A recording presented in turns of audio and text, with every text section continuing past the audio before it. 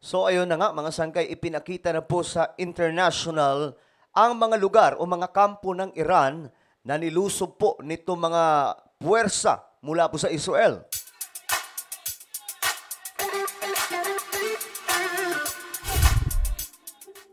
So hello, what's up mga sangkay? Ako muli nagbabalik dito sa ating channel at tayo po ngayon ay mag-uusap-usap mga sangkay. Pag-uusapan po natin itong nangyari pong pagsasagawa ng pag-atake ng bansang Israel.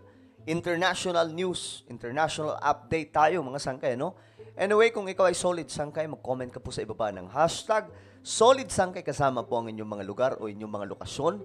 Sa mga hindi pa po nakakapag-subscribe dito sa ating channel, ano pang hinihintay nyo? Tayo po ay paparating na sa 1.4 million subscribers. Kaya naman kung gusto mo mapabilang, guys, sa paparating na 1.4 subscribers sa mga solid sangkay, ang gawin nyo lamang, i-check nyo sa ibaba, meron po dyang subscribe button. Pindutin nyo po yung subscribe, pindutin nyo po yung bell, at pindutin nyo po yung all. Okay? Sa mga nanonood naman po sa Facebook, i-follow nyo po yung ating Facebook page. Okay, eto nga mga sangkay, ipinakita na daw po ng Israel itong mga lugar na kanilang inatake. We start with West Asia, where weekends tend to be a busy affair. Beyond the bombings, which have unfortunately become par for the course, this time we saw Israel striking Iran. Okay, so ngayon mga sangkay, talagang nakita na po natin, bagamat hindi pa ito ang all-out, pero possible mga sangkay na umabot po tayo sa punto na magkakaroon ng all-out war ang dalawang bansang ito. No? Higanting bansa versus maliit na bansa, kasi maliit na bansa lamang pong Israel. No? Kung titingnan po natin ang mapa, kahit 4 times na laki ng Israel, mas malawak pa rin po talaga ang Iran. Ngayon, mga sangkay, ito na ang nangyari. Ano kaya ang gagawin o ano talaga ang laro ngayon ng bansang Israel laban po sa Iran? Yes, it's finally happened. After weeks of planning, Netanyahu and team finally attacked Iran. They called the airstrikes precise and targeted. It was retaliation. Earlier this month, Tehran had rained some 200 missiles on Israel. So this Friday, Israel fired back, although not on the same scale. It struck some 20 targets in Iran.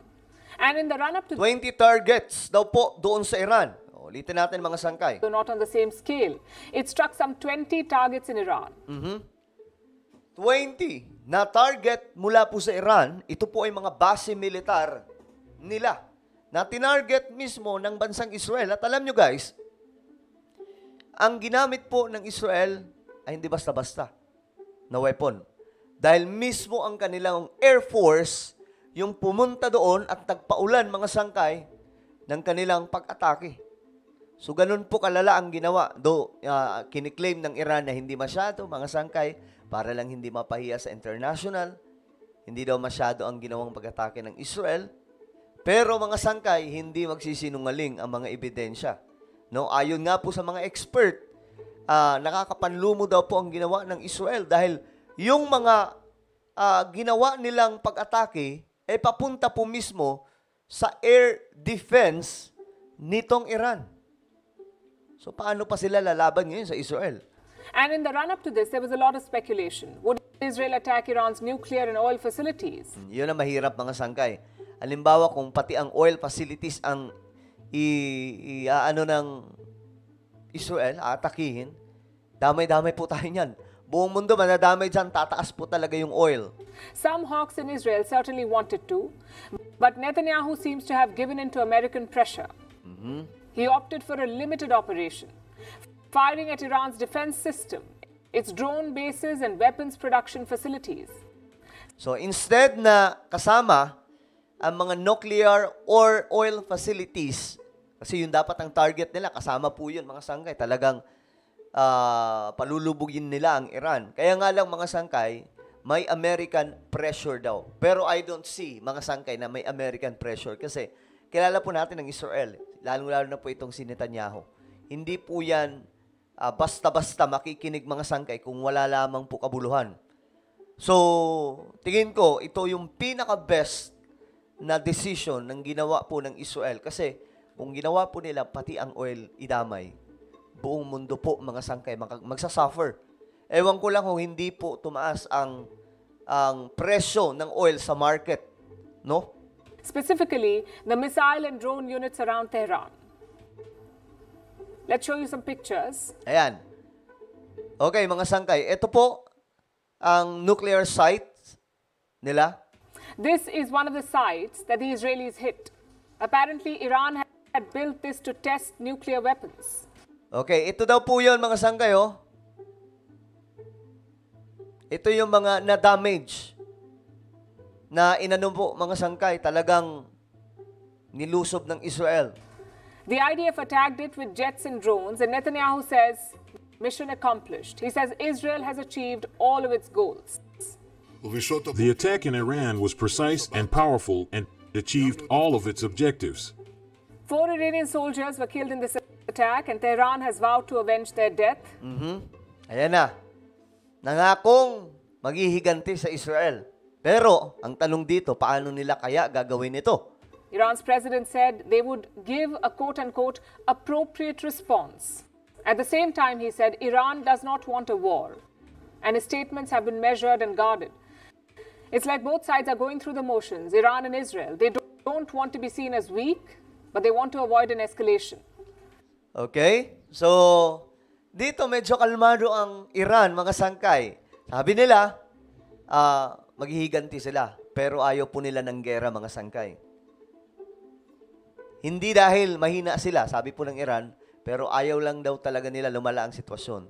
Siguro, nakakaramdam na ba ang Iran ngayon ng takot na pwedeng gawin nga ng Israel? Kasi alam nyo kung ginawa yun ng Israel, wala, tapos talaga ang Iran. Kasi ngayon, ang inatake po ng Israel, yung kanilang mga air defense, mga drones, mga jet fighters, yan po ang winasak ng Israel. Pero mga sangkay, yung oil facilities at iba pang mga mahalaga mga sangkay na mga lokasyon, hindi po ginawang lusubin ng Israel. Which is parang, awa po mismo sa Iran. Look at this report. It says that Israel gave a heads up to Iran before the strikes.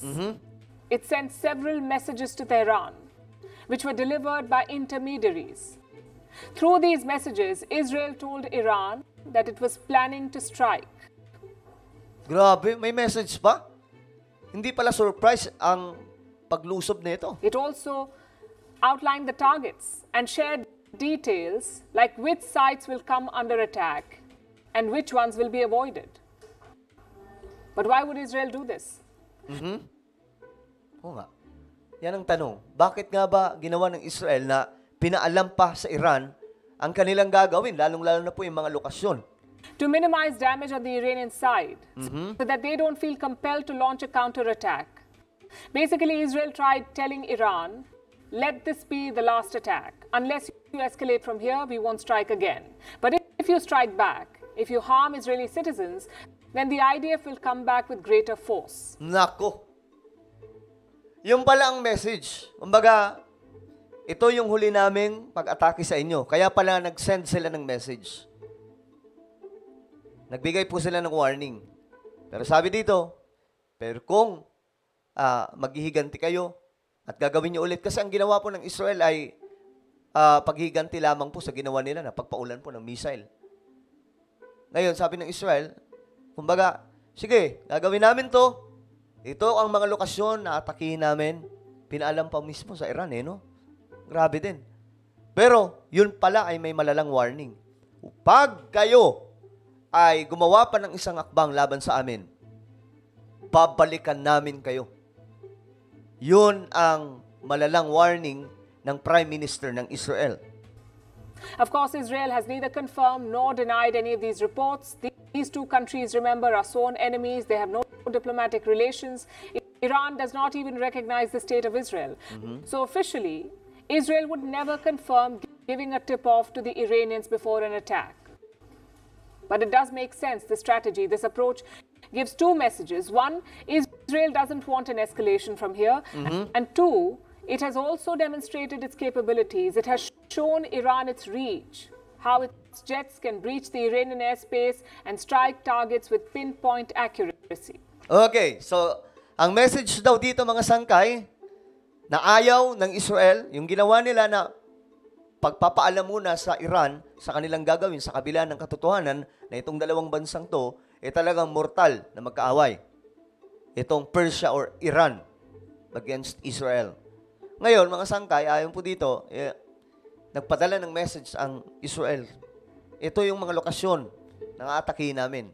Ano ang pinaka-message dito, mga sangkay, sa Iran? Una,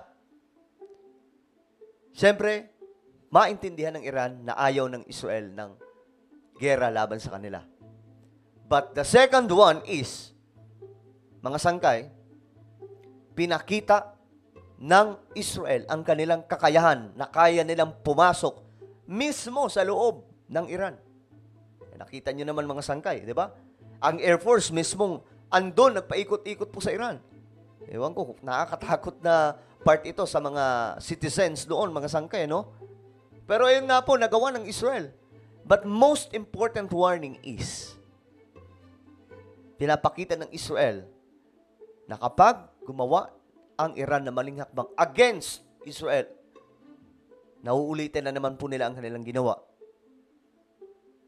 Ibig sabihin, papasukin muli nila ang Iran at mas malala na o babalikan nila ang bansang Iran at malala na po ang kanilang gagawin. Well, ano po ang inyong opinion? Mga sangkay tungkol po dito. I-comment nyo po sa ibaba ang inyong mga opinion. Meron po tayong isang YouTube channel. Ito po ay Sangkay Revelation. Magaganda po yung topic natin dito. At magaganda po ang ginagawa nating content. So, ano pang hinihintay nyo? Hanapin nyo po ito sa YouTube. Ngayon din, pagkatapos po ng vlog natin ngayon, then click the subscribe, click the bell, and click all. Ako na po ay magpapaalam. Mag-iingat pong lahat. God bless everyone.